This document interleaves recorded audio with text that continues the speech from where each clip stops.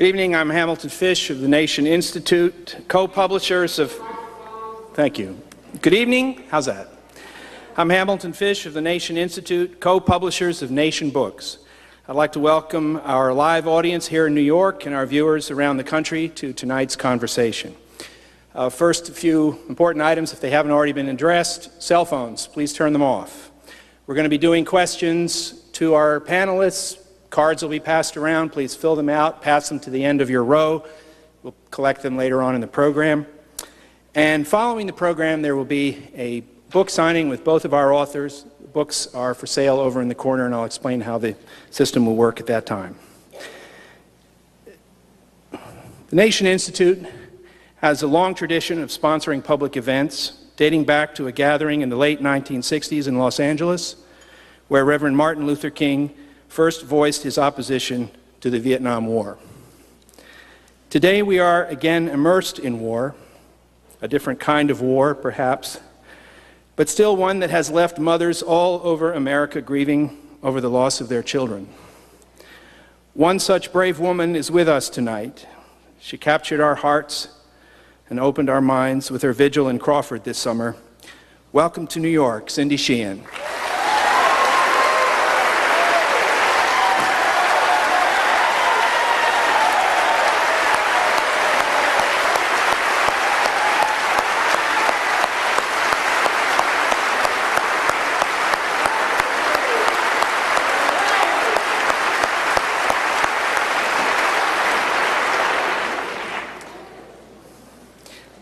Long before Camp Casey, before Abu Ghraib, before the Guantanamo detainees, before 9/11 itself, Scott Ritter was on the ground as the Chief Weapons Inspector for the United Nations Special Commission in Iraq.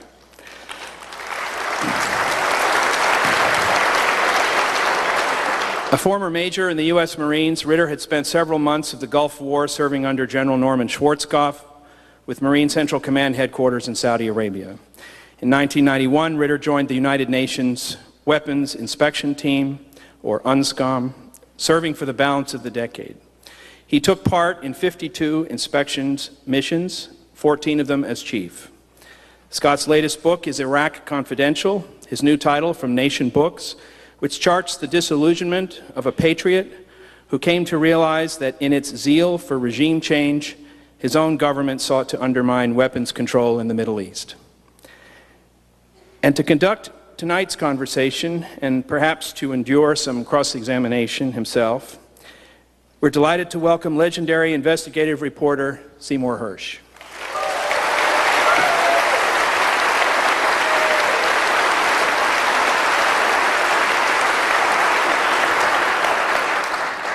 He is, of course, the author of the stunning series in the New Yorker magazine on the use of torture by U.S. military and intelligence services in the wake of 9/11. And I should add that Cy was the winner of this year's Ridenhour Award given by the Nation Institute and the Fertel Foundation in memory of Ron Ridenhour, who played a pivotal role in Cy's own groundbreaking reporting on the My Lai massacres during the Vietnam period. The President of the United States based his justification of the invasion of Iraq on the existence of weapons of mass destruction on Iraqi soil, and the involvement of Saddam Hussein in the attacks of 9/11. Senior administration officials have repeatedly denied the use of illegal and inhuman treatment of detainees at various U.S. installations around the globe. Mainstream American media has generally parroted these assertions and denials. Because of the courageous work of the two fearless individuals with us tonight, the world now knows the truth. Please welcome Scott Ritter and Seymour Hersh.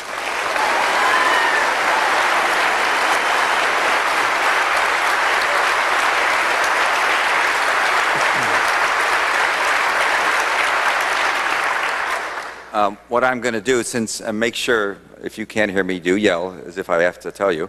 What I'm going to do is just ask Scott a series of questions, and I've read his book a couple of times.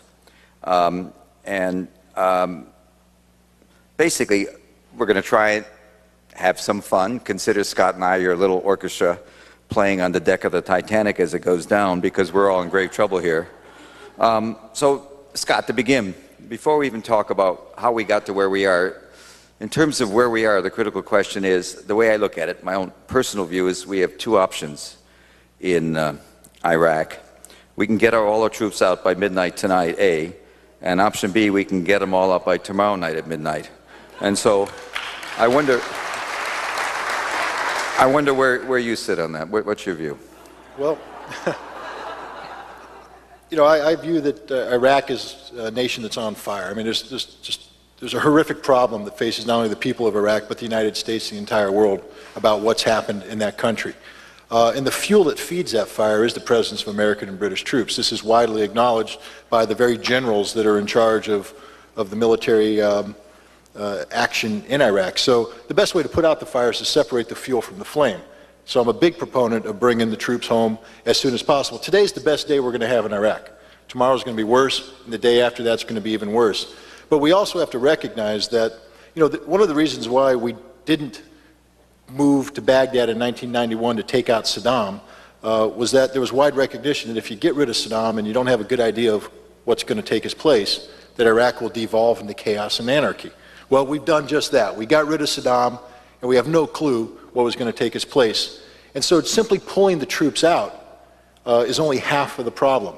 I think there has to be another half of the equation, which is dealing with three critical issues that have emerged since we invaded. A, the Shia. And I'm not talking about the mainstream Shia of Iraq. I'm talking about this political elite that's pro-Iranian that has conducted a coup d'etat, so to speak. They're running the government today. B, the Sunni. We took a secular bulwark against the expansion of radical anti-American Islamic fundamentalism, and we've radicalized them themselves. And if we just pull out and leave the situation as it is, we've turned the Sunni heartland, the Sunni triangle, into a festering cesspool of anti-American sentiment. It's the new Afghanistan, the new breeding ground for al-Qaeda. And then one that nobody talks about in the media is the Kurds. We somehow have given the Kurds this false sense that they're going to have an independent homeland. And yet our NATO ally, Turkey, has said this will never happen. And if we allow the Kurds to move forward towards independence, we're compelling the Turks to radical military intervention at a time when Turkey has just been invited to enter into a 15-year negotiation with the European Union about becoming a member of the European community.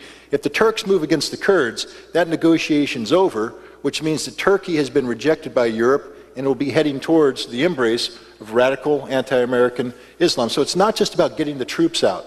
We have to recognize that there are three huge issues ongoing in Iraq that affect the national security of the United States, and we need a policy to address these. But keeping our troops in Iraq is not part of that policy. How do you get them out? How quickly? What do you think about that?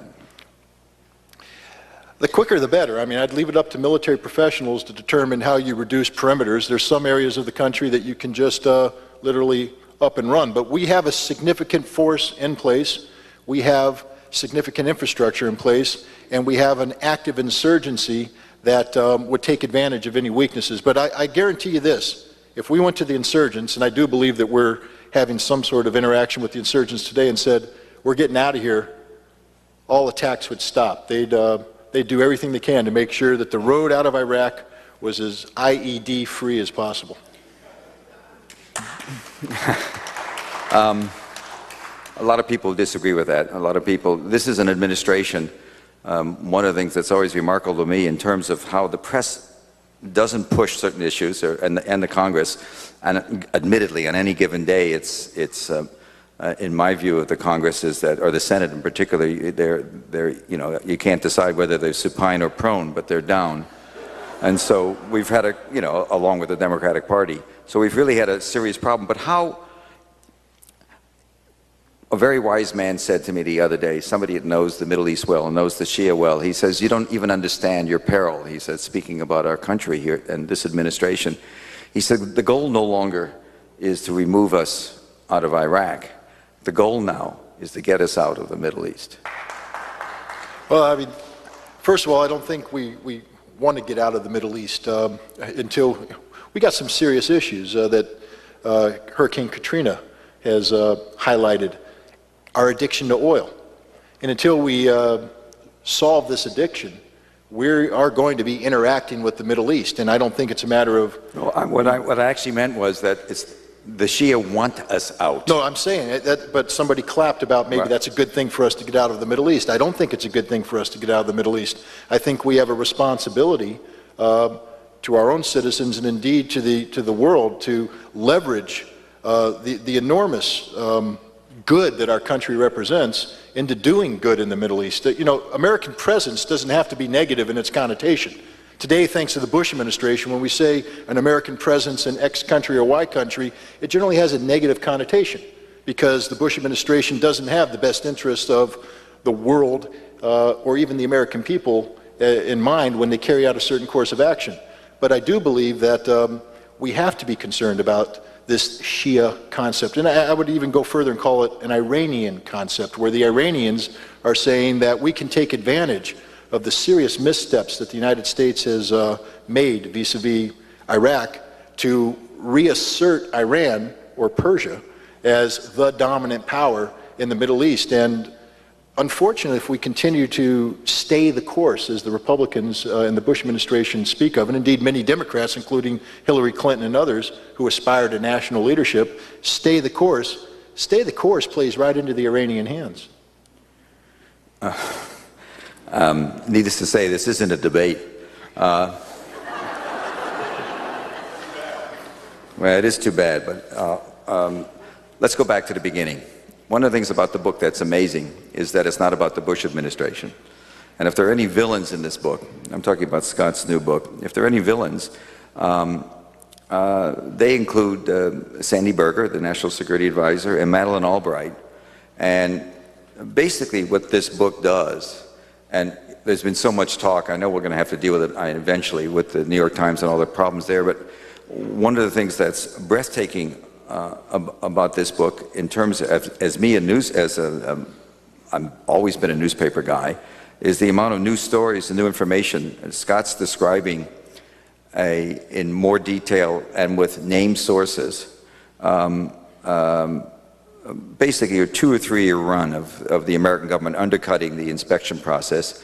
And essentially, I think it's fair to say, and the question I would ask is, in your view, all during those years, 91 to 98, particularly the last 3 years when everything got so intense, was the United States interested in disarming Iraq rather?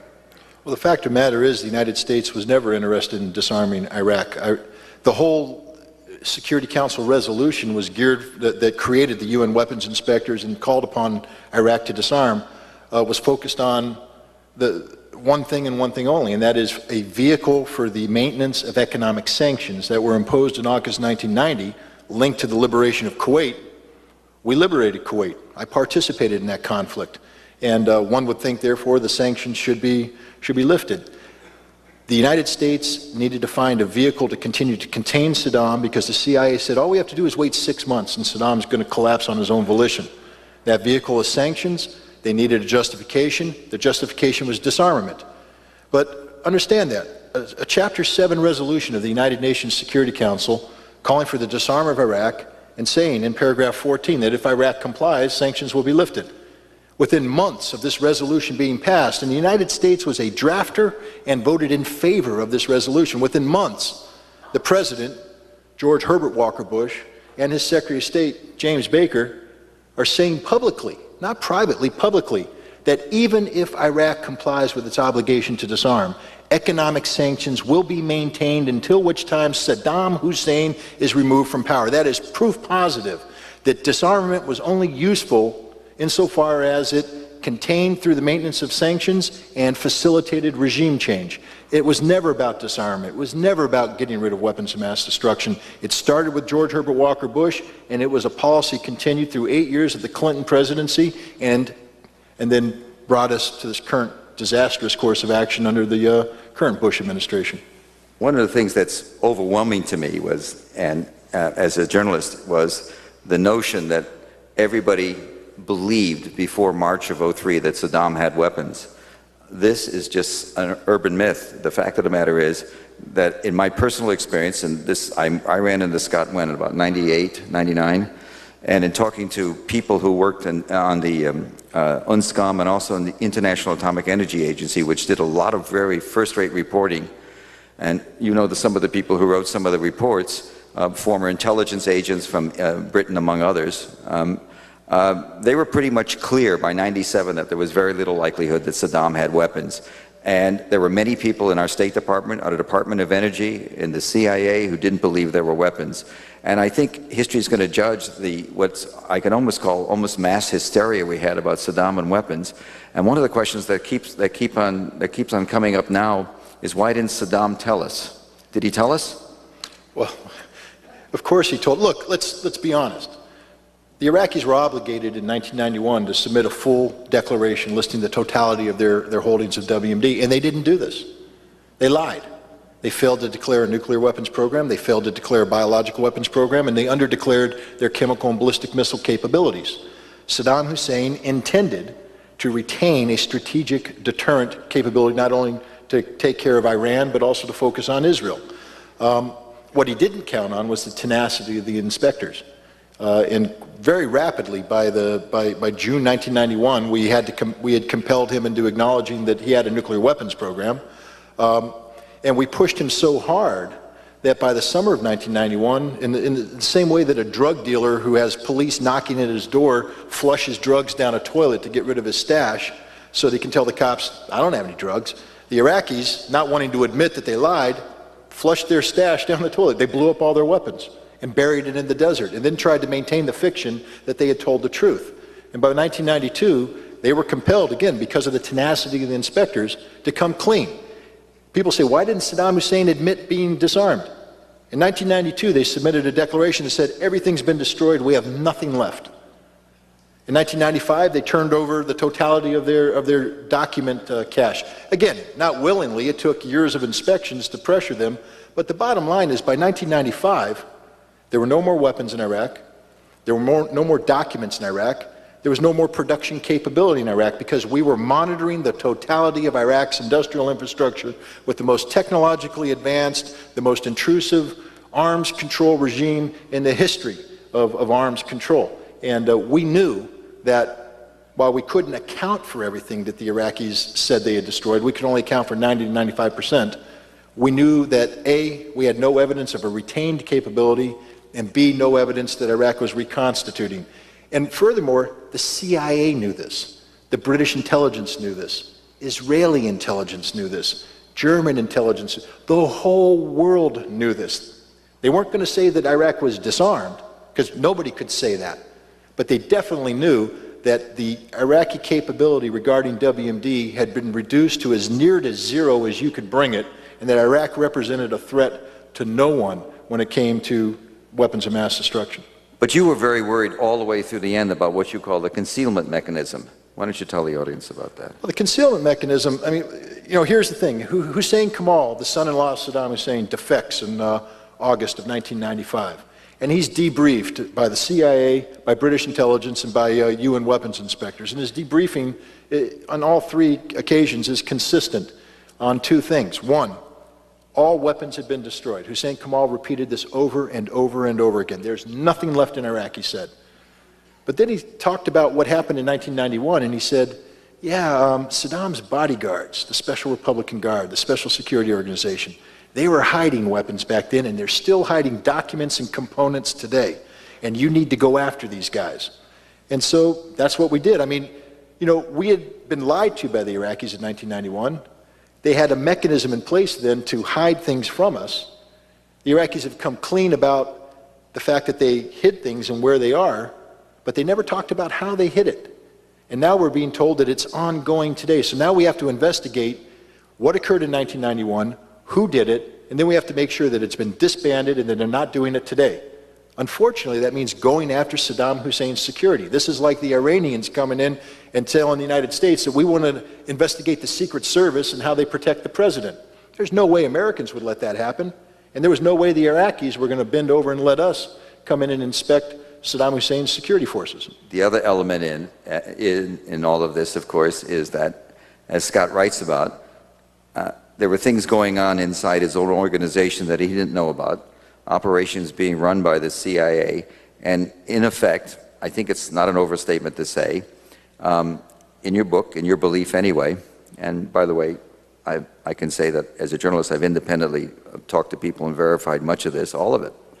One of the things that was going on is as we provoked Saddam and demanded to get into, as your group did, the UN did, demanded to get to the palaces, their concern was, of course, that the real meaning and the real effort was to assassinate him.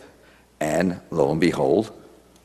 Well, that's exactly what happened. I mean, look, the American policy was regime change. At first, they wanted to be passive. We're just going to contain Saddam through economic sanctions, and he's going to collapse on his own volition in 6 months. That failed. We're going to put pressure on the Iraqis, and we're going to get some Sunni general to apply the 75-cent solution, the cost of a 9mm bullet put in the back of Saddam's head, and a Sunni general will take over. If you want proof positive about the corrupt nature of our regime change policy, understand this. It wasn't about changing the regime.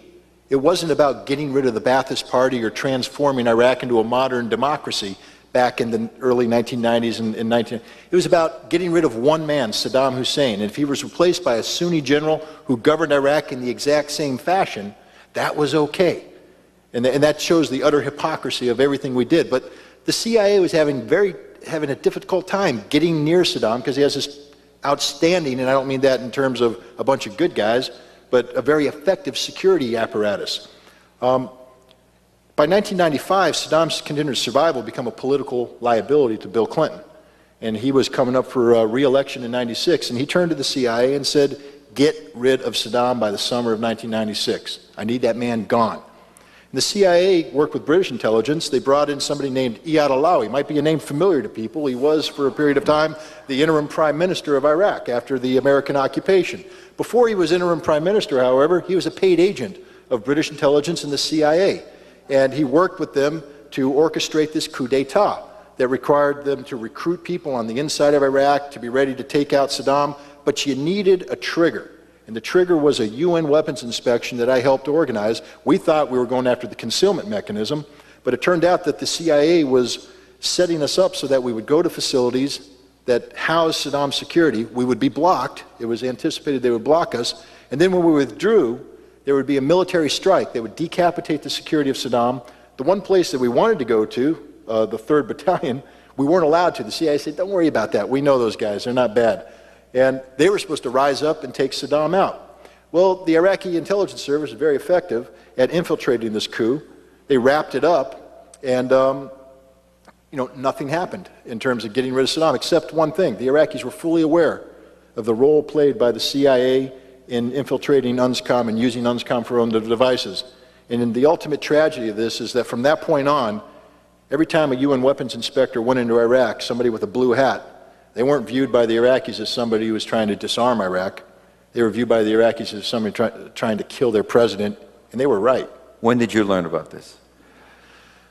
We always knew about regime change. I mean, when I first came in, we knew about regime change. In terms of the infiltration, some people say it's my fault because I'm the guy that brought in the character I call Mo Dobbs and the special activities staff, the covert operators of the CIA. We used them in 1992, we used them in 1993 because it's tough to do inspections in Iraq. They're not necessarily the friendliest people in the world when you're trying to go to a site that they don't want you to get in.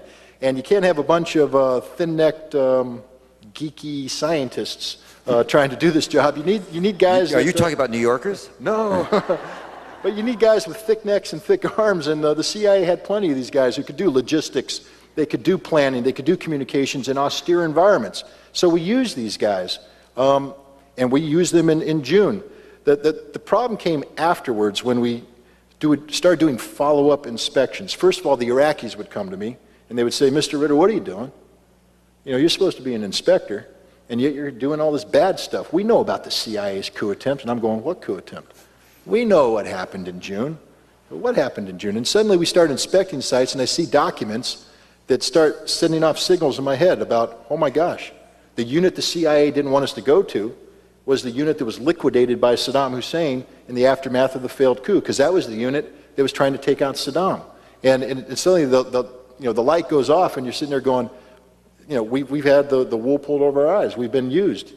We were used by the United States, though, and they're the most powerful nation on the Security Council that we as inspectors work for. So how do you turn to your boss and say, hey, you've used us. We won't tolerate that. Well, you can't do that. What you have to do is continue to plod forward and just redouble your efforts to maintain the integrity of a process that tragically had been terminally corrupted by that point. So, let's see. We've got the Clinton administration looking really good here.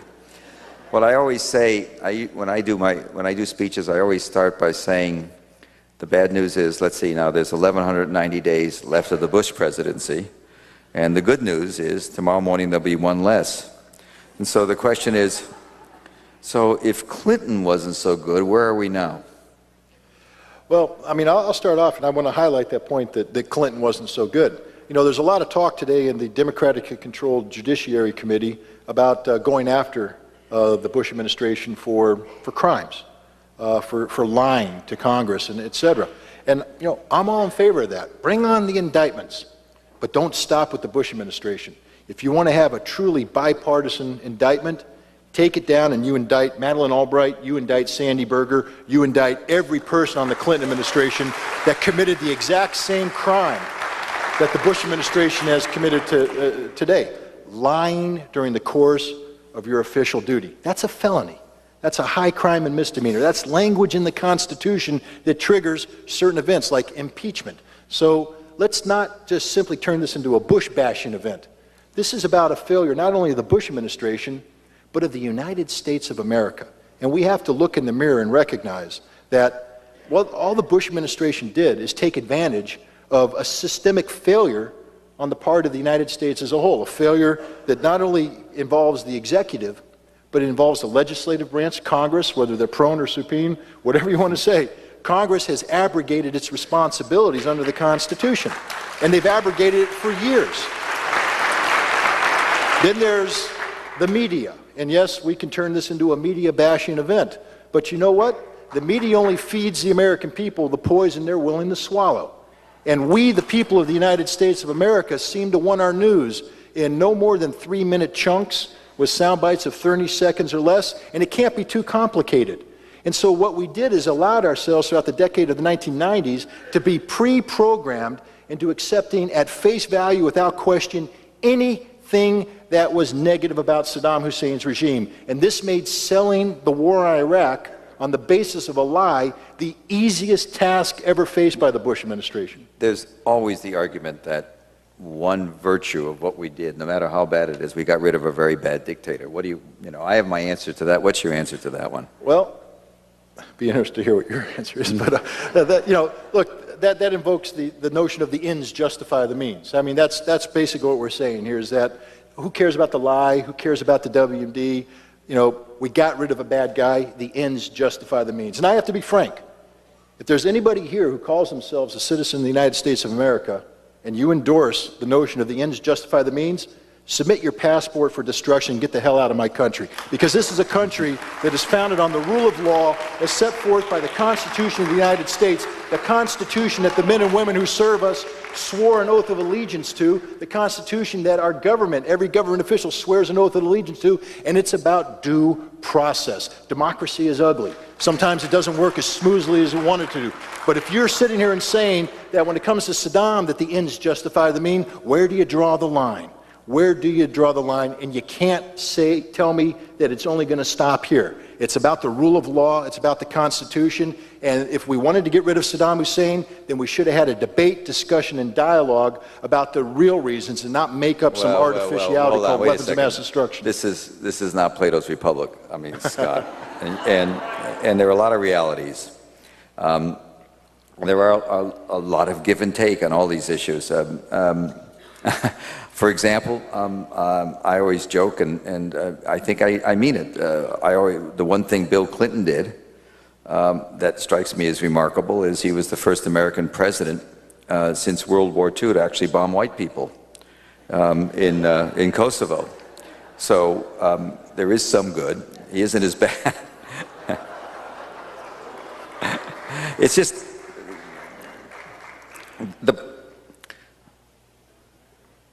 the real issue for me in this in the Bush administration, and the ease with which they move from the attack on 9/11 into an invasion of Afghanistan. And let me assure you, the whole story of that, I'm doing work on it, but the whole story in that isn't as wasn't simple. The idea that you're just going to go after all the Taliban, wasn't wasn't that clean a decision. There was a lot of give and take that we didn't see publicly.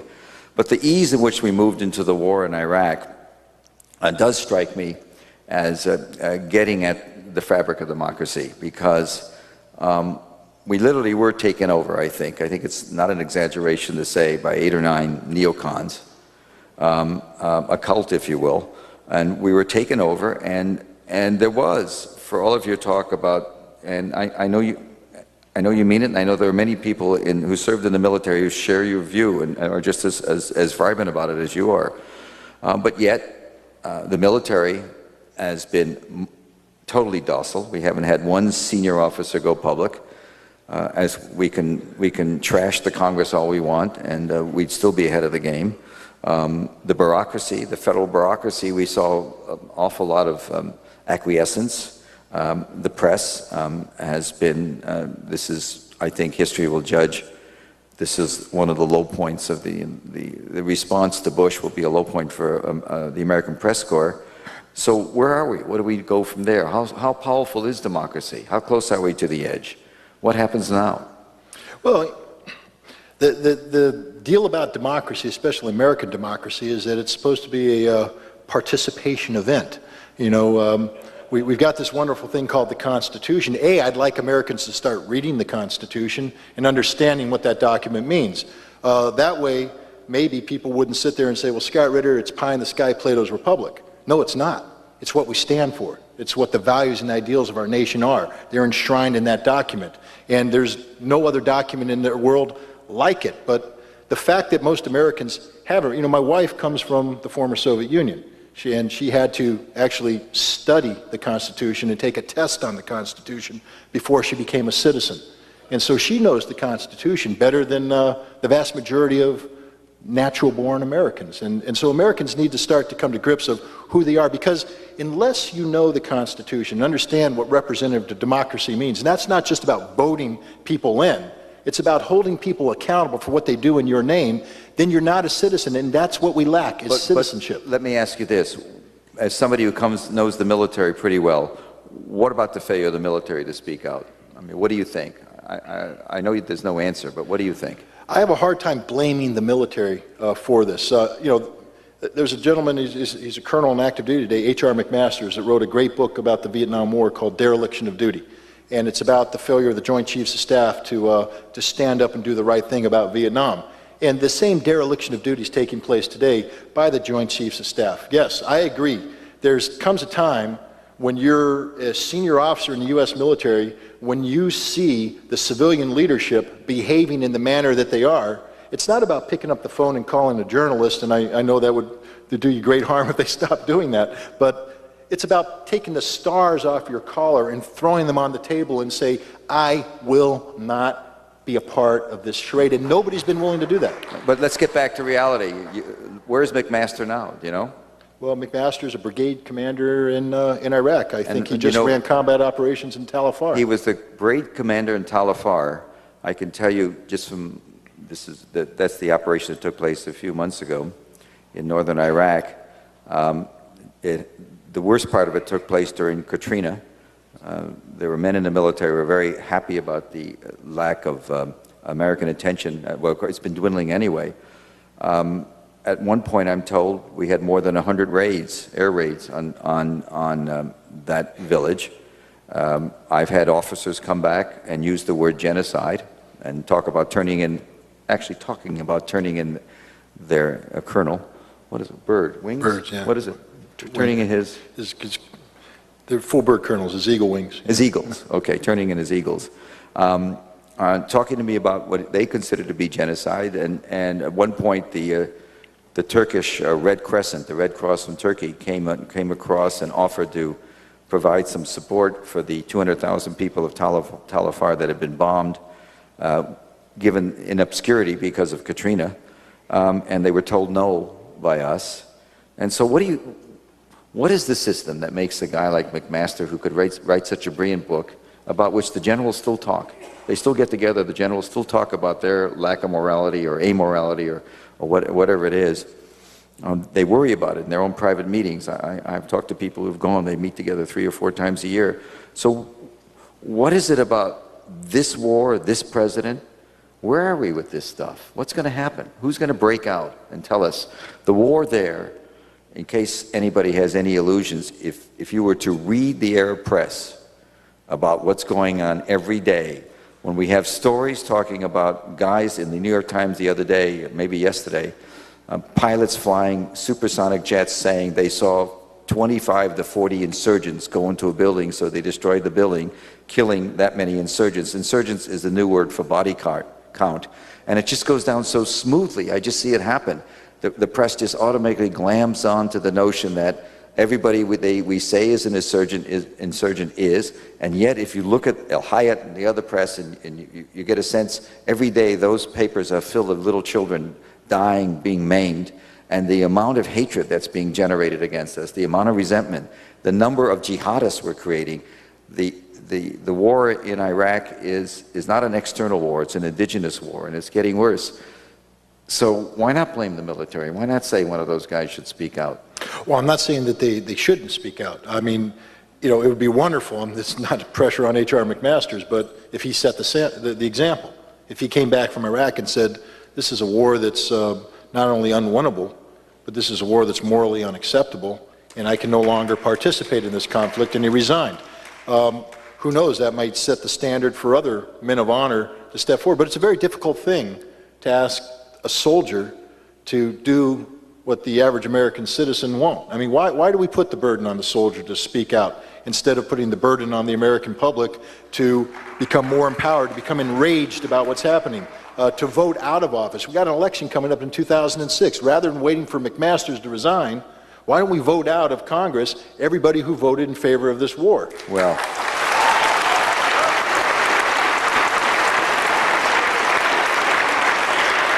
and I know I don't live in reality, but that's still... Well, so let's talk about the press a minute. We got to get to that a little bit. And you're going to want, I think we're going to want questions eventually, right? Let me read you some stuff that was said about you. This is my favorite one, actually. I'm not picking on the New York Times, but it just happens to be my favorite one. It was a long piece that was done about Scott in the fall of '02. 5 months, November.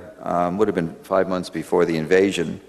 And the headline of the piece is Scott Ritter, it's a magazine piece, Scott Ritter's Iraq Complex. And it says, war definitely is Ritter's prediction. He told me this the other day. He sees no room for optimism. He said, he was talking about the Security Council at this time, if you remember, the Bush administration and Blair, the eternal puppy dog, I guess, we're talking about going back to the UN, and he said it's just a setup, a smoke screen. The Bush administration has put his reputation on the line. This is Scott talking. Whether or not weapons are found, expect the bombing to begin. He says, he talked about, Scott is quoted as saying, the presidential palaces in Iraq may have underground bunkers, but they're not underground factories. Quote, there's no James Bond, there's no Dr. Evil, the Iraqis are incompetent, they can't do it. And my favorite line is the next one, well, maybe they could. So why couldn't you get the press to take you seriously? Well, one of the problems is that the press wasn't looking to have a discussion based on reality, because that's too nuanced, that's too complicated, that's too gray. The press wanted black and white. And it also, the problem was, you have this former Marine, former hard-nosed weapons inspector, who was bitching a lot about the Iraqis all along. I'm not capable, right? Yeah, go ahead. A man singled out by Saddam Hussein as the personification of evil, suddenly gone soft, and that was just a combination that the press didn't know how to deal with. You flip-flop, they said. I was a flip-flopper, and so rather than deal with the complexity of a problem, and believe me, there's no single answer to many of these questions. The WMD issue in the lead up to the war was one that I was not saying that Iraq had no WMD. I said that the inspectors had never completed their job. We needed to let the inspectors go back in and finish the job before we talk about going to war. That when the president says he knows that there can be no doubt that there's WMD in Iraq, that implies certainty of knowledge that has to be based upon fact. and that this administration had failed to put any of that fact on the table. And all I was asking is that the administration make its case, because short of that case, we can't talk about going to war. We need to let the inspectors do their job. And that's too complicated for Barry Birack, that author, and other people out there who, frankly speaking, didn't know how to deal with this guy called Ritter and the message he was trying to put out there. But in terms of Saddam, do you think maybe we need fixes? We need a Hitler fix? Seems to me that we've gone from Hitler, we go to Stalin, we go to Mao, we go to Zhou Enlai, we go to Khrushchev, we go to, at some points, Gaddafi, certainly Khomeini. You run through the list. We seem to always be fixated on, Dr. Evil, I guess, to use that cliche. So is that it, that we're so easily brainwashed into thinking that Saddam, who's by nobody's suggesting that he's not, this is despicable, etc. Let's make that, there's no apology here, obviously, for him. But there are an awful lot of very bad people out there. And, why, what a horrible thing to say. That others may see us. I'll tell you what I think a lot about. I think about the bombing. And here's what I think about in this war. Bombing is an integral part of this war. And you will find next year, as this president tries to extricate himself politically and before the congressional elections, you will find he's going to trade American soldiers for American bombs. And since this war began, there's been no air defenses of the Iraqis. We have seen no statistics on how many bombs get dropped, sorties they call it, how many flights, how many missions by one plane, by each plane a sortie. We have no statistics. We don't have embedded reporters on the carriers that are in the Gulf. We don't have embedded reporters in the air bases in Doha and other places that fly around-the-clock missions. We just don't know. Were there 100 missions a day at Tal Afar? How many missions are being flown right now? Is it exponentially increase? And our ignorance and willingness to remain ignorant, and I fault the press too, the inability to ask questions. Why shouldn't a bomb that falls in a house and kills a mother, father, and 6 siblings, leaving a 15-year-old boy to determine he's going to spend the rest of his life getting revenge, why isn't that as much of a terror weapon, an American bomb, as an IED or a car bomber? Well, the answer is it is. It is. And it's an amazing sort of inability to look at it from that way. But do you have any optimism as we get done with our little thing here? No. I wish I did. I mean, the sad fact is, one of the reasons why I was arguing against this war was not just that it was based on a lie, but it's a reflection of the reality that was recognized in 1991, that if you remove Saddam and you don't have a clue what's going to replace Saddam, you're going to get chaos and anarchy. And so people continue to say they want the elegant solution in Iraq. I mean, that's the problem. Everybody's like, well, we can't withdraw because we got to solve all the problems. Ladies and gentlemen, there's not going to be an elegant solution in Iraq. There's no magic wand that can be waved to solve this problem. Yeah, well, look, if we get out and we have a plan, it's still going to cost 30,000 Iraqi lives. Let's understand that. There's going to be blood shed in Iraq. They're going to kill each other, and we're not going to stop it. If we continue to stay the course, however, that 30,000 number may become 60 or 90,000. At the end of the day, we've created a nightmare scenario in Iraq, and the best we can do is mitigate failure. And that's what I'm talking. And unfortunately, that's a politically unacceptable answer. People say, no, we have to win, we have to persevere, there has to be victory. There's not going to be victory. What about the chances of expanding the war? What about the chances of expanding the war into Syria or even, into Iran? Well, the sad thing right now... Well, not that's just cross-border stuff. The sad thing right now is that we have a Bush administration that's populated by people that don't understand war.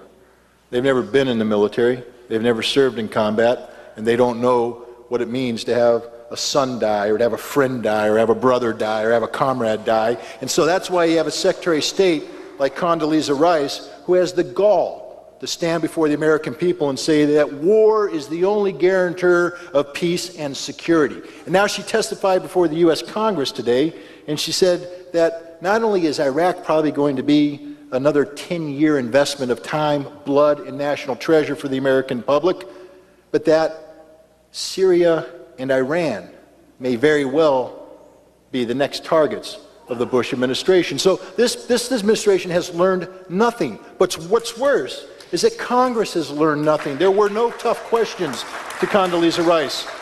And now we have the American people. What lessons have we learned? What actions are we going to take? Where's the American media? And that's a good question I have for you. Where is the American media?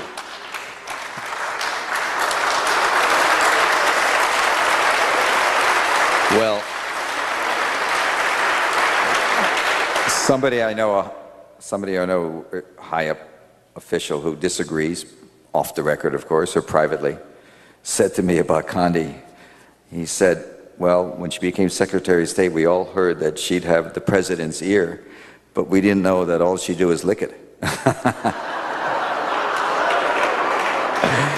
Oh, I don't know what to tell you about the press. You know, until this week, I was always, because I spent so many years at the New York Times, and the New York Times is, for all of its fault, it's our national standard.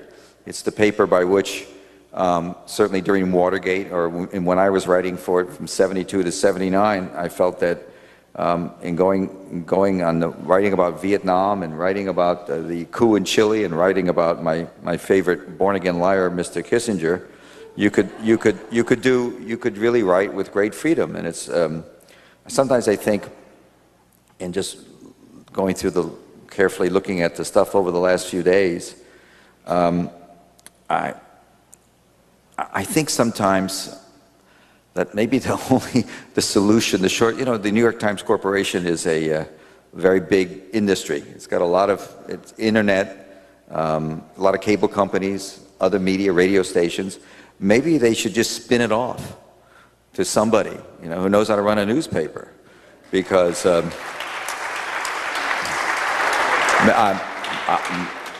Murdoch.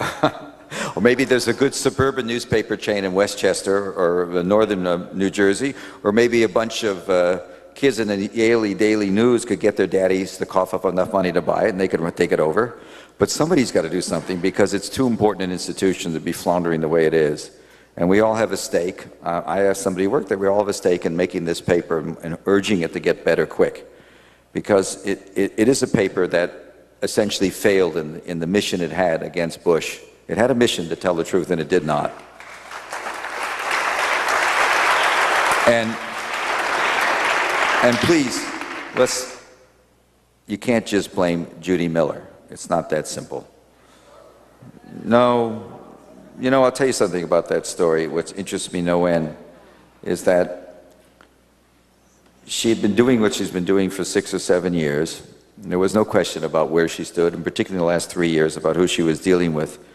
And here comes the Joe Wilson story. She's an expert, allegedly, in the Times on WMD, weapons of mass destruction. She was with the early teams that went into the war. She wrote about it from the administration's point of view, but she certainly was an expert. Here's Joe Wilson. He writes an op-ed, and we know she knew about it in advance, but assuming even otherwise, the editors may not have known what she knew. And he writes this dramatic story about the administration being caught out in a definitive way from somebody inside. Here's somebody inside and said something of importance, and it's not an anonymous source, and she's not assigned to do the story. Why? To me, because they understood what she did and who she worked with. So the paper was empowering her in a way. In other words, an honest journalist, the expert you'd want it, if you had a perception that she was an honest, straight journalist, you could do it. And so that's not her failing. That's an institutional failing, that it was recognized that she only represented that side of the house. And that's not the paper I knew. And that's not the paper we should stand for. Let's do some questions. Okay, I just did the first one. Talk about the reporting of Judy Miller. I think that was coming. Can we talk about the likelihood of a Bush administration attack on Iran, what it might involve, and what the results might be? Do you want to do some of these? You want to read them? No, you read them. I don't care. Well, let me do this. We should answer that question. Okay, tackle it. Iran's not going to give up the nuclear weapons. It's a country, Cyrus the Great. They're not going to give up the weapons. They don't have any. Oh, they're not going to give up their ambitions then, let's put it that way.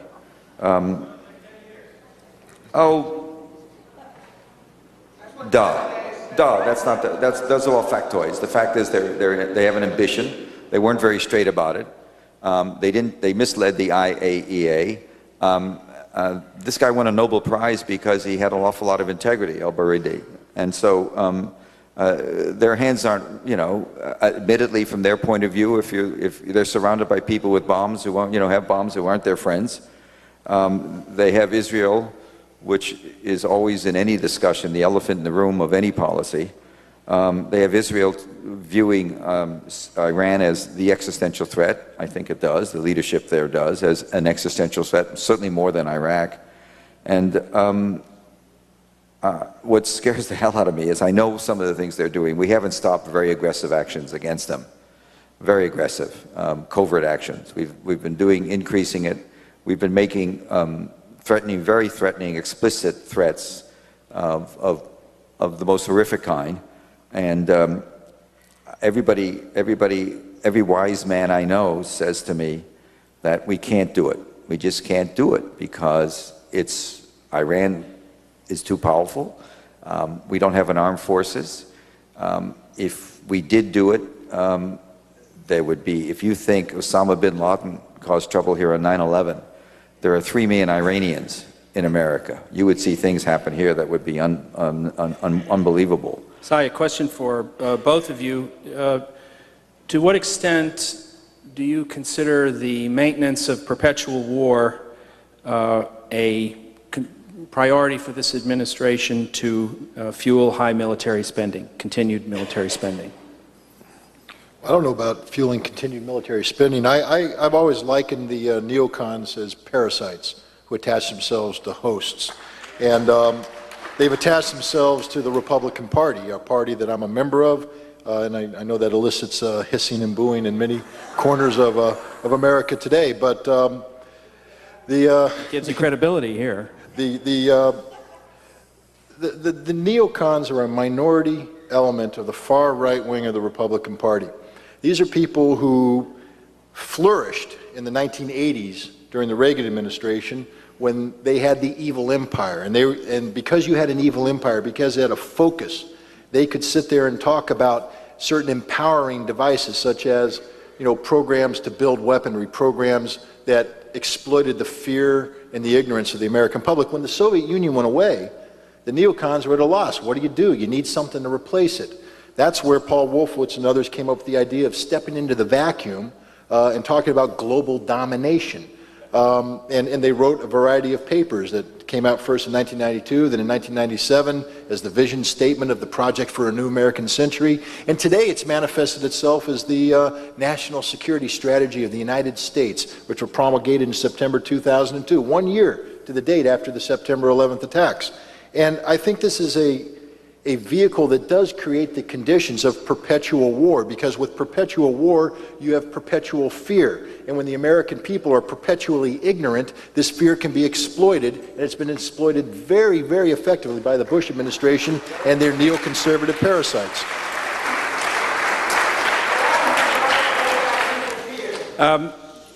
Scott, you raised the three-part issue, Sunnis, Kurds, and Shias, but you don't paint the rest of the picture. What is the rest of the picture, and can you flesh out with Iran, Turkey, and Israel in the region? Well, I raised the three issues that are internal to Iraq, which are the Shia, the Sunni, and the Kurds. What I didn't talk about is the solution. I said withdraw troops. Look, that's first and foremost. The boys and girls got to come home, and they got to come home now. Unfortunately, they're not going to. But let's say we get them home. How do we deal with these three issues? It's going to require a multilateral approach with the United States playing a role, not necessarily the leading role. You need the Turks to give the Kurds of Iraq assurances that legitimate autonomy will be respected. And we can work with the Turks on that because we have one hell of a leverage called European Union membership. You need the Syrians to work with the Sunni to talk about walking away from Wahhabism, to get back to that secular base. And we have leverage with the Syrians. I think Sai could probably talk about the role that the Syrians intelligence has played in being the true supporter of the American war on terror. Syria has provided my understanding, is some of the best intelligence about Al-Qaeda. Jordan will play an important role. Saudi Arabia will play an important role. Kuwait will play an important role. And you know what? The Iranians will play an important role because, again, we have leverage. We can leverage a recognition of an Iranian nuclear energy program under full IAEA safeguards. We can leverage a lifting of the economic embargo that we've imposed on Iran to get the Iranians to back off on Iraq. It's difficult, it's not easy, but you know what? It's called diplomacy, and that's a lost art form here in the United States. Well, should add also, in order to do that, this president, this administration would have to talk to the Syrians and the Iranians, and so far they have not, and officially to the insurgents too. Scott, Israel has the arsenal of nuclear bombs. Why is Israel immune from inspections? Israel's immune. Israel's immune from. I mean, the easy answer is they're immune from inspections because there's no mandate out there to inspect Israel. Now the question is, why is there no mandate out there to inspect Israel? Because the United States of America is a veto-wielding member of the Security Council, and we will never allow a resolution to be chaired that threatens the Israeli nuclear weapons program. Worse, we will never allow the Israeli nuclear weapons program to be interjected into the debate. We just pretend it doesn't exist. We hold Iran accountable for the Non-Proliferation Treaty when in fact Iran has not violated the Non-Proliferation Treaty. Iran is complying with the Non-Proliferation Treaty, and yet we pretend that Israel's doing nothing wrong. Now, I'm a very fervent supporter of the State of Israel. I believe Israel has a right to exist, and I believe that we should work with Israel to develop the means of peacefully coexisting with their neighbors. But you know, it has to be based on the same standard. And when we have this double standard, we say the Israelis can do whatever they want, including working with a nuclear weapons program, and nobody else in the world can, that's a policy formulation for disaster. Two questioners come at this from different angles. One asks, why is no one talking about the civilian casualties caused by military action in Iraq? And the other reports that she read the DoD website the other day, where apparently they list 5 civilian deaths.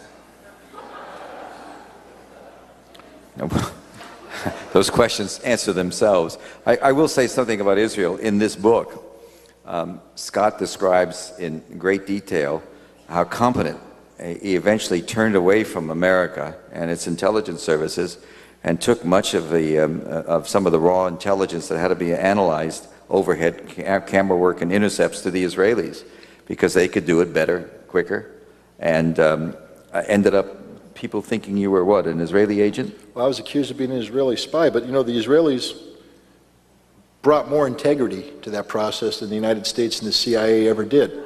When I started in 1994, Iraq was the #1 threat to the State of Israel. This was put out in the official Israeli National Intelligence Estimate. When I left in 1998, Iraq was #6 and falling. And the reason is that the Israelis had actually embraced the process of disarmament that was represented by the UN weapons inspectors. When you do intelligence cooperation with a nation, it's imperative, especially as a weapons inspector, that it's a give and take relationship. And it's very difficult. You have to give information, they give you a response, and it's a feedback loop. So it's an intelligence cycle, and it requires close cooperation. If Israel could very well have used the information that we were providing them to target Saddam Hussein and remove Saddam Hussein, and to carry out a very aggressive policy against Iraq. But the Israelis recognized that if you remove Saddam, you got a bigger problem than simply keeping Saddam. And they treated the intelligence with an integrity that was lacking in the United States. The United States took everything we gave them, and instead of helping us disarm Iraq, they went out and targeted Saddam Hussein. This is a question for you, Cy. Do you think that a tripartite state, as has been posited by Peter Galbraith and others, a Sunni, Shia, Kurd tripartite state in Iraq, do you consider it viable, and in particular, the Kurdish state? Oh, I think it's absolutely the perfect, horrible trifecta. You're going to get a Shiite state in the south that's going to work very closely under the hands of the Iranians, be much more aggressive and hostile to Israel, which is not a policy that we want. You're going to get, I always used to say, you're going to get Somalia in the center of the country, the Sunni land. Right now, what we're doing in the Sunni land, if anybody has any doubt, we're simply killing people. The goal is to make the Sunnis more frightened of us than the insurgency. That's how we're going to try and get intelligence. And that's what we're doing, bam, bam, bam. And in the north, a friend of mine teaches at one of the war colleges, and he has some Turkish officers in the course, and they said nothing. They were discussing the formation of a Kurdistan, independent Kurdistan. And finally, my friend asked one of the colonels, "Sir, you know, Colonel, what do you think about Kurdistan?" And he said, "Sir," he said, "there is no Kurdistan." I mean, it's not going to be pretty. And I don't know. I wish we could have where I disagree with you is I don't think we'll do anything to be able to keep the Turks out of there. I think we could be looking at a serious war there. And these guys just go along dancing their game, spinning it out, making threats as Condi did today to Congress, not being challenged on it publicly by anybody in the Congress. Is that right? There was very few, no acrimony? No, nobody took her on. They just sat there like compliant little servants and listened to Condi dictate, and that was the end of the debate. They licked her ear. But what also gets me on the issue of breaking Iraq up into three separate entities, because this is an argument that's put out there, it's just basically correcting the mistake of history, that Iraq is not a genuine nation state, it's an artificial construct that emerged at the end of the First World War, etc. And what astounding hubris one must have to think that the United States of America is empowered to go back and redraw the lines on the map anywhere in the world because we're correcting a mistake of history. The mistake of history is being made by embracing such an absurd notion that we have the ability to come in and divide up a group of people without really consulting the people themselves.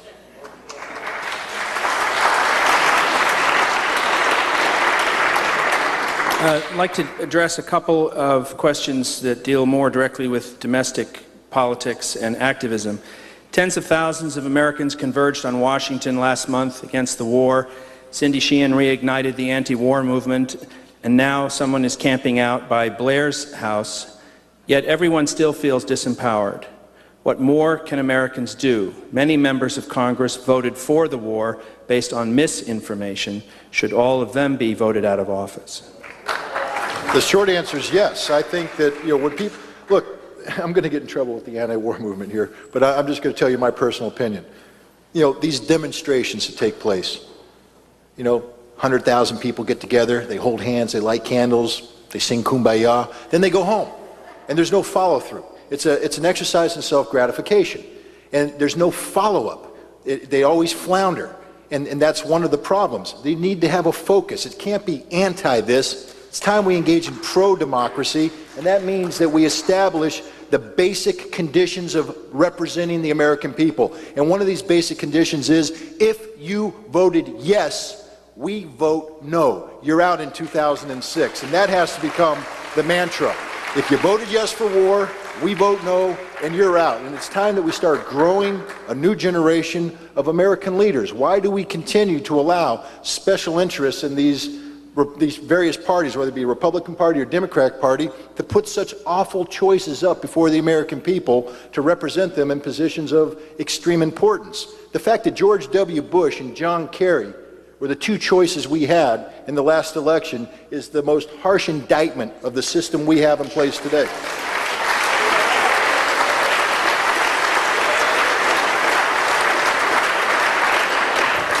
This requires some speculation, but it's pertinent and probably interesting. Given Hillary Clinton's vote for the Iraq War and subsequent posture on this question, how do you think she would shape Iraq policy were she to make it to the presidency? Hillary's the classic chicken hawk. She doesn't know anything about the military. She doesn't know anything about national service. She's a woman that now, because she is so weak on national defense, and frankly that's a reflection of a terminal illness within the Democratic Party as a whole, a weakness on national security, so she has to be more right-wing than the right-wingers, and she's going to head us even to worse problems in Iraq than the Bush administration. I don't know, Said, if you disagree or... Well, I just am appalled that our former President Clinton says nothing. It's just, I think it's shameful. It's just shameful.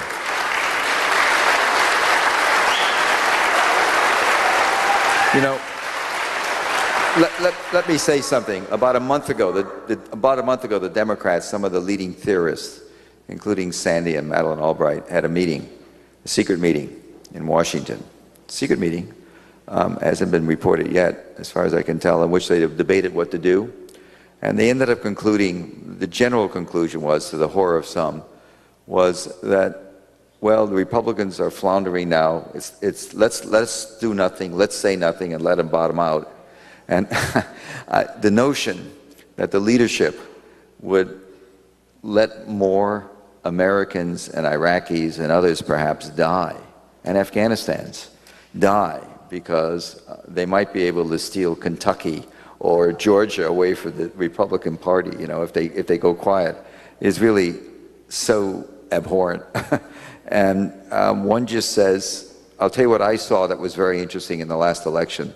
I saw the Democratic Party devalued in many of the, particularly in the Middle West. I saw the unions doing a great job. I saw ACORN. I saw a lot of public interest groups, a lot of MoveOn.org, is it, whatever. I saw a lot of groups that are not necessarily from all different classes work together in a very effective way. And I think that's what's going to happen, is I think people are just going to do what Scott said. I think they're going to find better candidates, and it's going to be, I think the Democratic Party is going to be forced to be more coherent on this issue.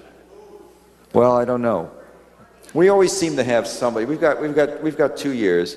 I can get, you know, when I was a kid reporter 1,800 years ago, I left the Associated Press. I covered the war. I was covering the Pentagon, and I learned by the fall of 1967, I really did understand that we were doomed, that this was a horrible event. And so I quit and went to work for Gene McCarthy, because he was the only guy then that was willing to stand up against Lyndon Johnson, his own party, and say, I'm against this war. And it'll happen again. And here's a really safe prediction to somebody who wants to be a national leader. The next guy that goes public, the next senior politician, Democrat, that goes public firmly and solidly against the war, he's got a shoe-in.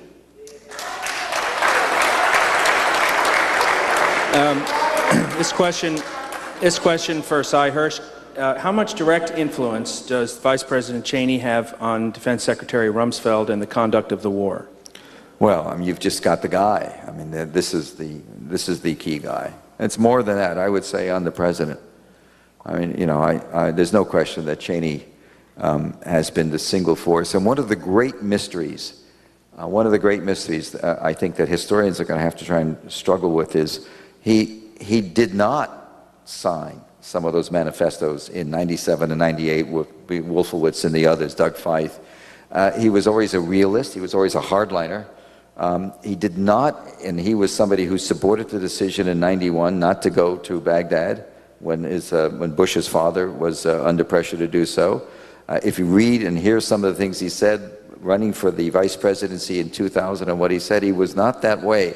What turned Cheney after 9/11 into the raging? And what? Oh yeah, well, you know, we know nothing about this White House. That's a given. We know nada. They just operate in ways that we can't see. Again, in the category of speculation, had Gore won in 2000, would U.S. still have invaded Iraq or pursued in some other way regime change in Iraq? Gore did win is the easy answer.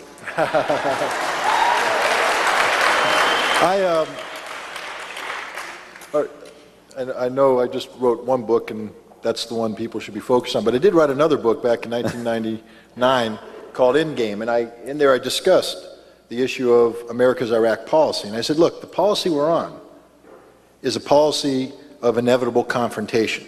There's no out. There's no vehicle for diplomacy. It's about regime change. And so inevitably what's going to happen is, as we push and push and push, we're going to hit a wall where we either have to turn left and capitulate, and no American politician is going to capitulate on the issue of Iraq, or we're going to turn right and we have to confront decisively, militarily, and unilaterally. And this didn't matter if you're a Republican or you're a Democrat.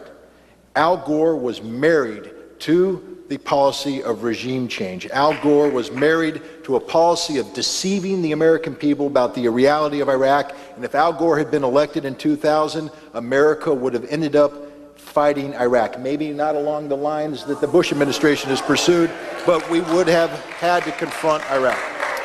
Okay. He's breaking your heart. Let's go back to the Middle East. Scott, it seems that private security contractors are nothing more than mercenaries who have no accountability to the United States, to Iraq, or to international law. Is that you? Well, it seems that way. Look, as somebody who served in the military, there's no greater honor than to serve your country in the armed forces of the United States of America. It's a wonderful thing because you take an oath to uphold and defend the Constitution against all enemies, foreign and domestic. It means something. It means a lot. It's actually a cause worthy of the sacrifice of life. I was willing, and I am willing today, to give my life in service of my country because I believe in something, because I believe in the Constitution, I believe in an oath. If your value basis for service becomes monetary, you stop being somebody who's serving because of honor, because of a cause, and you start becoming a mercenary, and there's no other way to describe it. Private contractors have no role whatsoever in the waging of conflict on behalf of the United States of America. And let me just say, that was great, Scott, because you're right on. It's an incredible problem. They're outsourcing.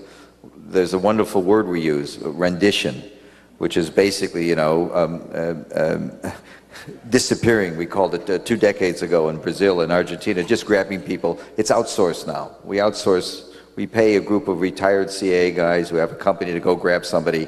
Perhaps it's a little more sophisticated than going into the jungle.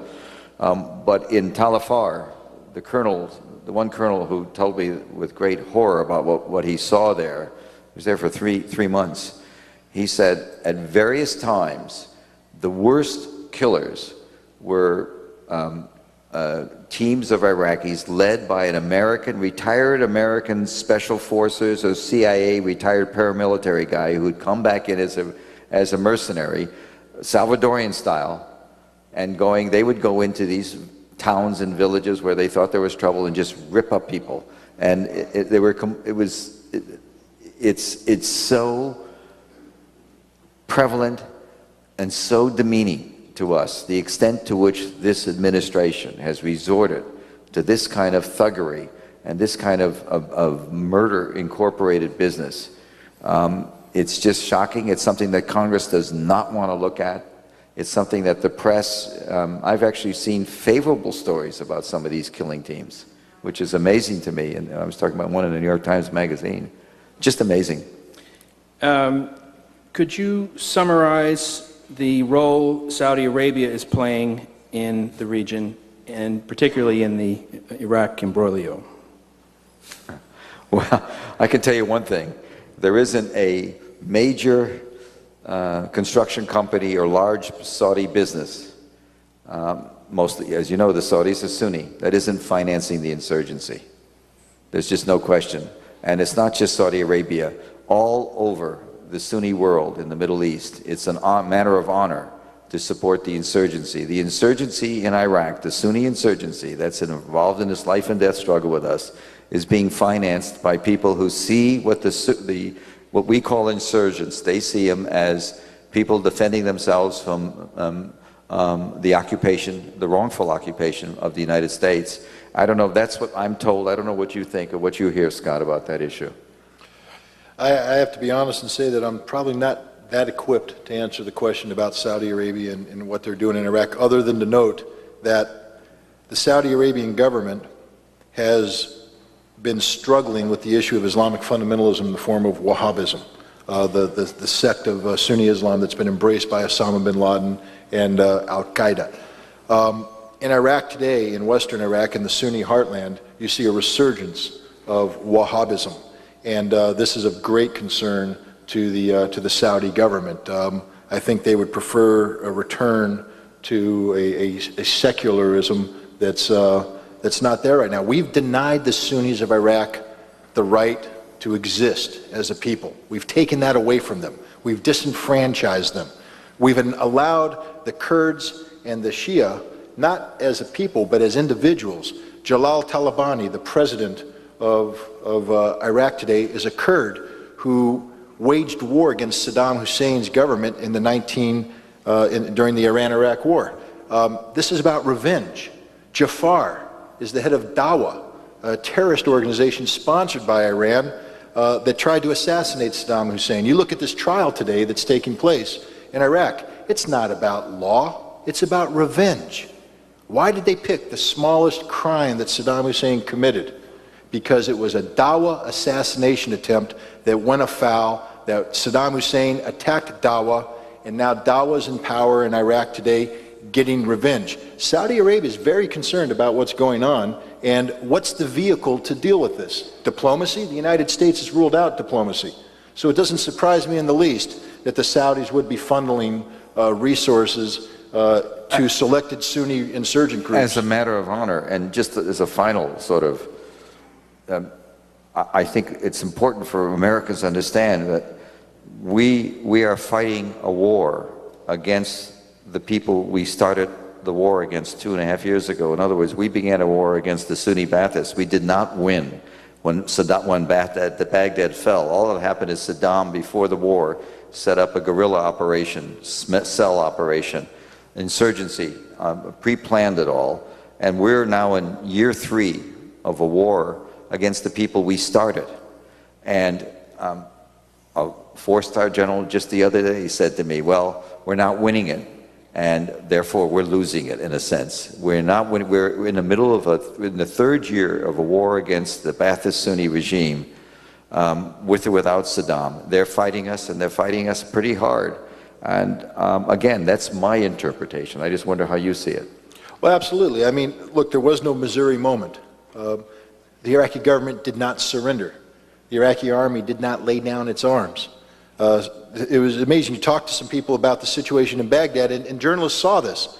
On April 6th, there's roadblocks at every street corner, manned by Special Republican Guard, Ba'athist militia, security forces, intelligence forces, all dug in. The whole town is armed to the teeth, ready to fight a block-by-block defense of Baghdad. On April 7th, they're all gone.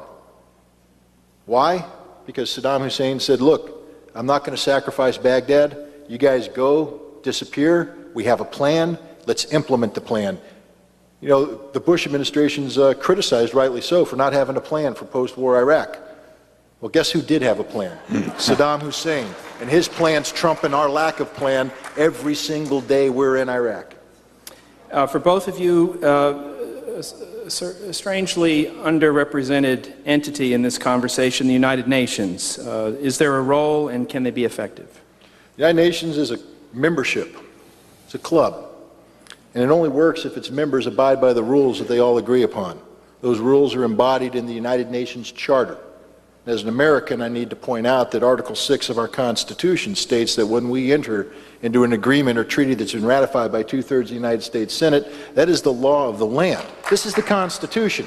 We have signed the United Nations Charter, and yet on a daily basis, we violate that charter, not just in Iraq, but around the world. The United Nations will never succeed as an organization until the United States of America decides to be a full and responsible partner in accordance with the rules that we expect all other nations to abide by.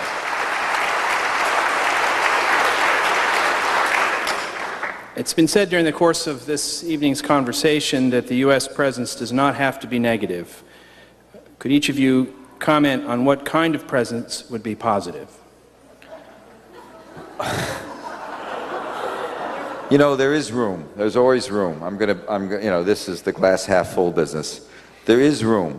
Iran is not, as Scott suggested, they're not nearly as intractable as one might think. They're sitting there looking at a nuclear reactor being built for peaceful use by the Russians. And they're saying to themselves, Chernobyl, Chernobyl, Chernobyl. They would love to get Western help in that reactor, because the Russians always deal sort of third-rate quality to their, that's one of their famous, they don't deal as straightforwardly with their allies as they should in terms of supplies and the best stuff. And so they're worried about it. There's a lot of room for negotiating with Iran if we were chose to. They are trying to make contact. I can tell you the Syrians, this I know an awful lot about. I've been reporting on something there for months. The Syrians are, there is no empirical evidence, by the way, and I'm sure the German will come up with none either, Mechlis, about who killed Hariri.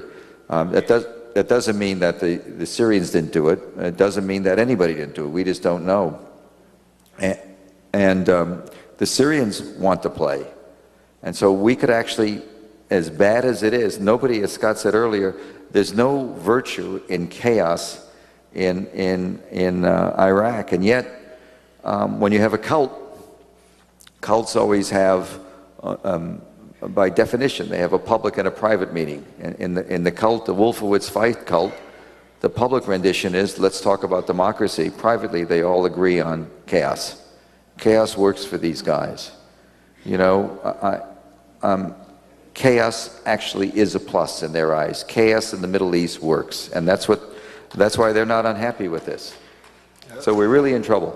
What I would say on that is, you know, can the United States have a positive role, something good, a presence that is positive, not negative? And the answer is, of course we can.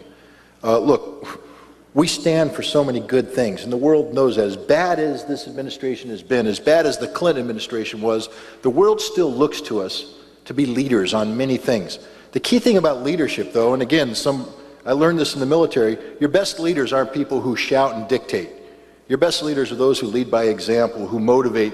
And when we talk about the United Nations, you know, the United States going to the United Nations and being an effective member is not a capitulation of American sovereignty.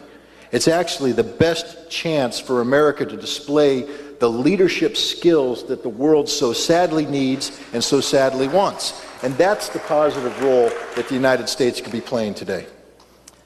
Okay, well, I'd like to thank the cameras from C-SPAN and Democracy Now! And people from Nation Magazine. Victor Navasky is here with us tonight in Saudi Arabia. In 1991, Ritter joined the United Nations Weapons Inspection Team, or UNSCOM, serving for the balance of the decade. He took part in 52 inspections missions, 14 of them as chief. Scott's latest book is Iraq Confidential, his new title from Nation Books, which charts the disillusionment of a patriot who came to realize that in its zeal for regime change, his own government sought to undermine weapons control in the Middle East. And to conduct tonight's conversation, and perhaps to endure some cross-examination himself, we're delighted to welcome legendary investigative reporter Seymour Hersh.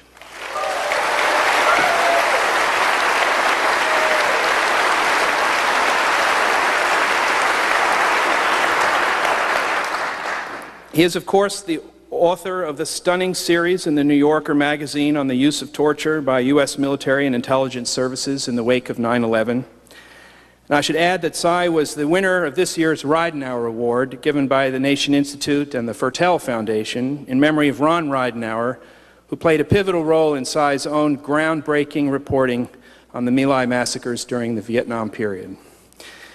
The President of the United States based his justification of the invasion of Iraq on the existence of weapons of mass destruction on Iraqi soil and the involvement of Saddam Hussein in the attacks of 9/11. Senior administration officials have repeatedly denied the use of illegal and inhuman treatment of detainees at various U.S. installations around the globe. Mainstream American media has generally parroted these assertions and denials. Because of the courageous work of the two fearless individuals with us tonight, the world now knows the truth. Please welcome Scott Ritter and Seymour Hersh.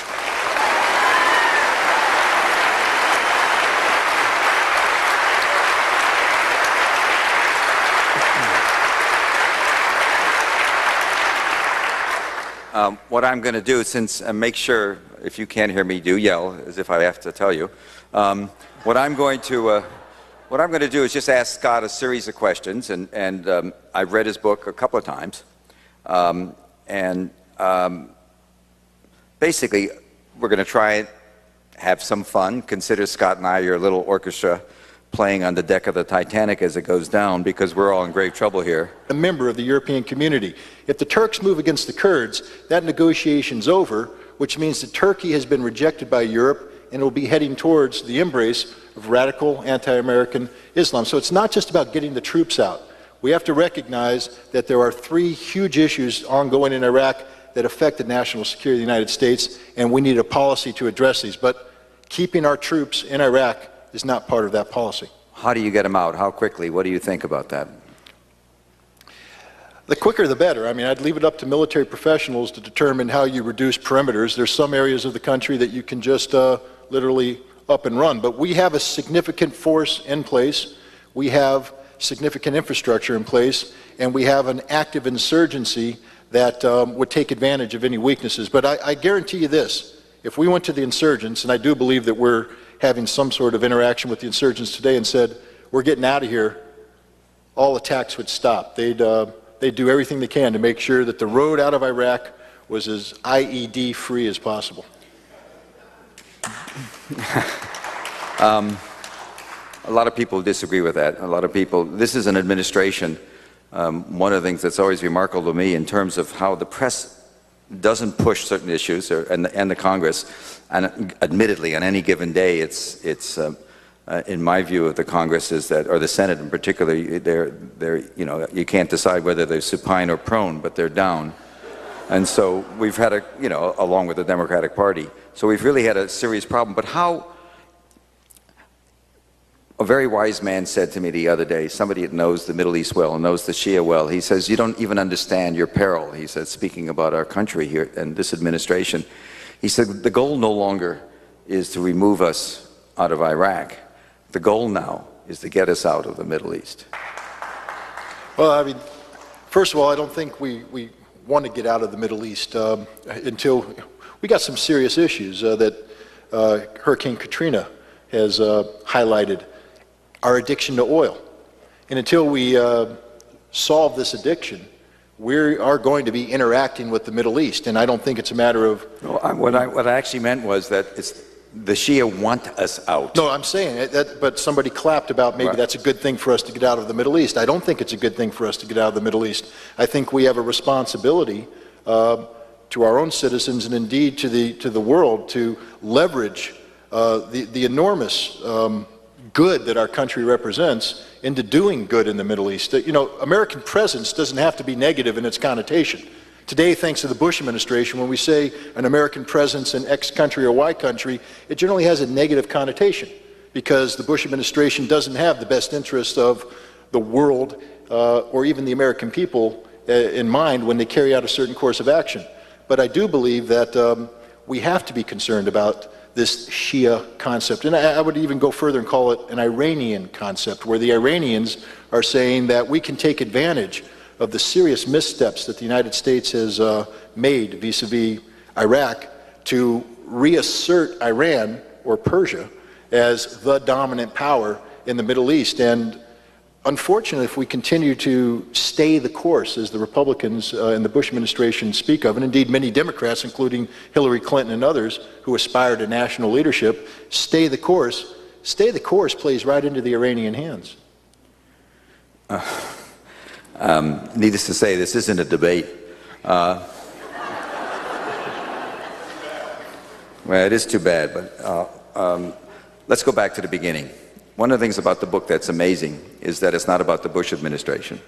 And if there are any villains in this book, I'm talking about Scott's new book, if there are any villains, they include Sandy Berger, the National Security Advisor, and Madeleine Albright.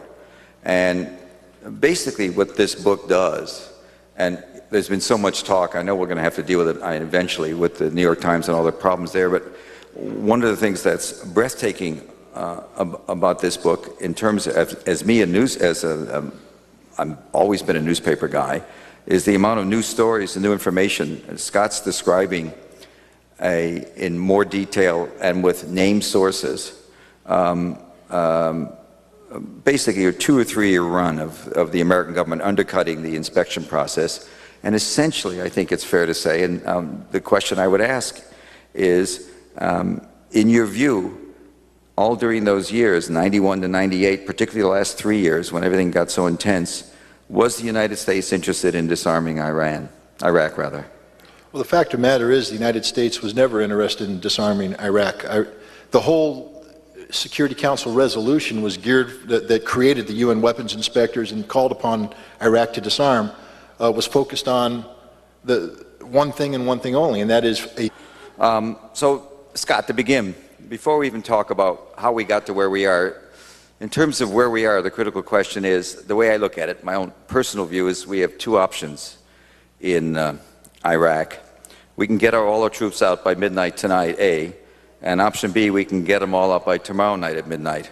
And so I wonder where you sit on that. What's your view? Well, you know, I view that Iraq is a nation that's on fire. I mean, there's a horrific problem that faces not only the people of Iraq, but the United States and the entire world about what's happened in that country. And the fuel that feeds that fire is the presence of American and British troops. This is widely acknowledged by the very generals that are in charge of the military action in Iraq. So the best way to put out the fire is to separate the fuel from the flame. So I'm a big proponent of bringing the troops home as soon as possible. Today's the best day we're going to have in Iraq. Tomorrow's going to be worse, and the day after that's going to be even worse. But we also have to recognize that, you know, one of the reasons why we didn't move to Baghdad in 1991 to take out Saddam was that there was wide recognition that if you get rid of Saddam and you don't have a good idea of what's going to take his place, that Iraq will devolve into chaos and anarchy. Well, we've done just that. We got rid of Saddam, and we have no clue what was going to take his place. And so simply pulling the troops out is only half of the problem. I think there has to be another half of the equation, which is dealing with three critical issues that have emerged since we invaded. A, the Shia. And I'm not talking about the mainstream Shia of Iraq. I'm talking about this political elite that's pro-Iranian that has conducted a coup d'etat, so to speak. They're running the government today. B, the Sunni. We took a secular bulwark against the expansion of radical anti-American Islamic fundamentalism, and we've radicalized them themselves. And if we just pull out and leave the situation as it is, we've turned the Sunni heartland, the Sunni triangle, into a festering cesspool of anti-American sentiment. It's the new Afghanistan, the new breeding ground for al-Qaeda. And then one that nobody talks about in the media is the Kurds. We somehow have given the Kurds this false sense that they're going to have an independent homeland. And yet our NATO ally, Turkey, has said this will never happen. And if we allow the Kurds to move forward towards independence, we're compelling the Turks to radical military intervention at a time when Turkey has just been invited to enter into a 15-year negotiation with the European Union about becoming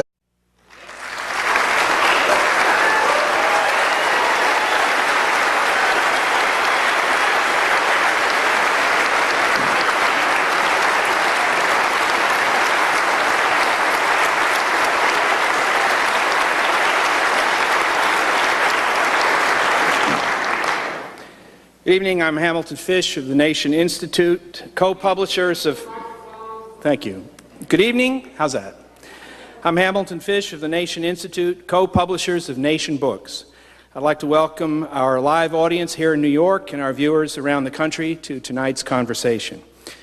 First, a few important items, if they haven't already been addressed. Cell phones, please turn them off. We're going to be doing questions to our panelists. Cards will be passed around. Please fill them out, pass them to the end of your row. We'll collect them later on in the program. And following the program, there will be a book signing with both of our authors. The books are for sale over in the corner, and I'll explain how the system will work at that time. The Nation Institute has a long tradition of sponsoring public events, dating back to a gathering in the late 1960s in Los Angeles, where Reverend Martin Luther King first voiced his opposition to the Vietnam War. Today we are again immersed in war, a different kind of war perhaps, but still one that has left mothers all over America grieving over the loss of their children. One such brave woman is with us tonight. She captured our hearts and opened our minds with her vigil in Crawford this summer. Welcome to New York, Cindy Sheehan.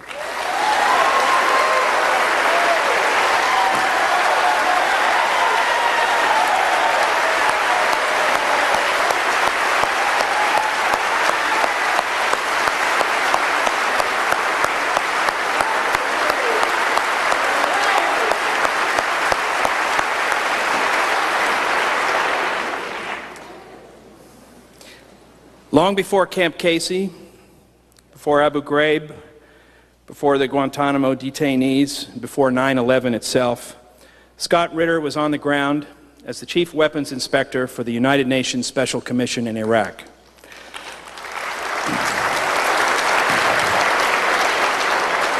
A former major in the U.S. Marines, Ritter had spent several months of the Gulf War serving under General Norman Schwarzkopf with Marine Central Command Headquarters